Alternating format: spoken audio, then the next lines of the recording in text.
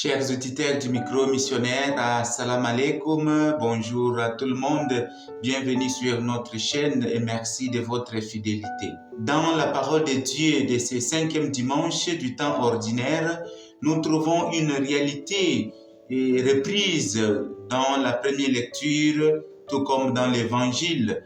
Il s'agit de la souffrance. Le prototype de cette souffrance, c'est Job.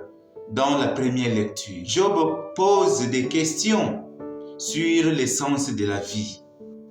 Pourquoi tant de souffrances dans le monde? Pourquoi la vie est-elle faite ainsi? Pourquoi l'homme peine-t-il pour des choses éphémères? Sans sombrer toutefois dans le désespoir, les questions posées par Job nous permettent de lire la vie à la lumière de la foi. Dans ce sens, on comprend bien que l'homme sans Dieu n'est rien. Car c'est Dieu qui donne sens à ce que nous faisons. C'est Dieu qui donne sens à notre vie. Je peux travailler beaucoup, je peux gagner beaucoup d'argent, je peux gagner des millions, des milliards, comme je peux. Mais pourquoi faire? Pourquoi faire? Si c'est pour se vanter, si c'est pour se glorifier, pour attirer la popularité, c'est de la vanité. Mais si c'est pour glorifier le Créateur en devenant de plus en plus charitable envers les personnes abandonnées, envers les personnes, les pauvres, les personnes qui sont dans les besoins, eh bien, là, ma vie trouve alors le sens. Là alors ma vie trouve du sens. Car la vie de l'homme trouve son véritable sens, ce n'est que quand elle est orientée vers Dieu. C'est pourquoi Saint Paul dit « Malheur à moi si je n'annonçais pas l'évangile ». Parce que Paul a trouvé le sens de sa vie dans la prédication de l'évangile. Du coup, ce n'est plus lui qui vit, c'est le Christ qui vit en lui. C'est l'évangile qui a donné sens à la vie de Paul. Et c'est pourquoi il dit, maintenant ce n'est plus moi qui vis, c'est le Christ qui vit en moi. Parce que j'ai trouvé le sens de ma vie étant au service de l'évangile. Ainsi, dans l'évangile de ces jours, Jésus donne sens à la vie de la belle-mère de Pierre. Cette femme abattue par une forte fièvre qui l'a rendue inactive, alitée dans sa maison. Jésus la relève pour donner sens à sa vie.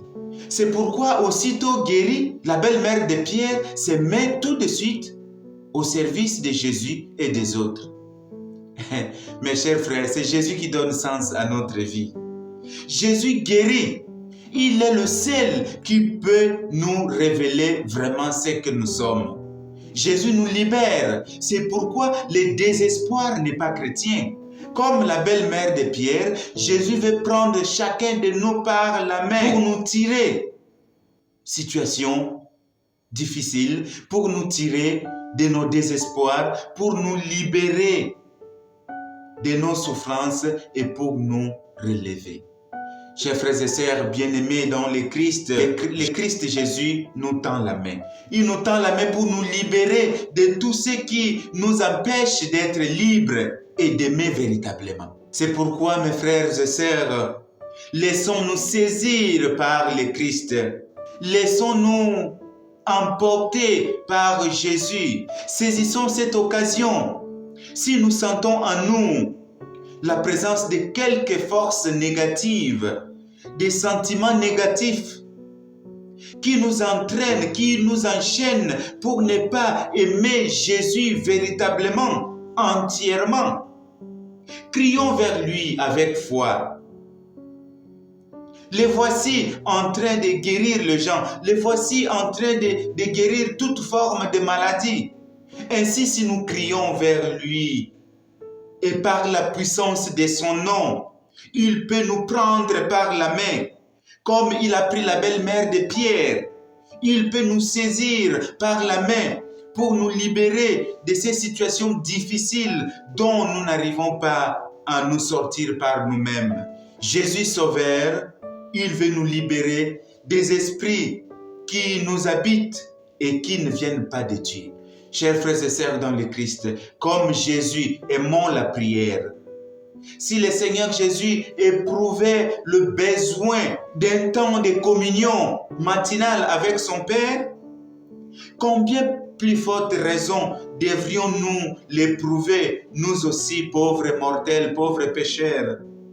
Dès notre réveil matinal, avant de toucher au téléphone, avant d'ouvrir notre radio pour écouter les informations, ce qui n'est pas mauvais, ce qui est bien pour s'informer. Non. Saisissons d'abord le Seigneur pour lui rendre compte de ce qui a été notre nuit et pour lui confier la journée qui va bientôt commencer. Engageons-nous dans la vie de prière. La prière est importante dans la vie du chrétien. C'est pourquoi Jésus, notre Maître, notre Seigneur, il nous montre la route, il nous montre le chemin. Dès le matin, il se lève pour prier. Et nous-mêmes, combien de temps donnons-nous pour la prière? Je demande à travers cette parole, à travers l'évangile que nous venons d'écouter, que le Seigneur vraiment nous libère de tout mal, de tout danger et qu'il ouvre notre cœur à la prière, qu'il ouvre notre cœur pour que nous puissions recueillir, pour que nous puissions saisir les occasions qu'il nous donne afin d'en profiter pour notre salut. Recevez cela au nom de Jésus-Christ, notre Sauveur. Et bon dimanche à toutes et à tous.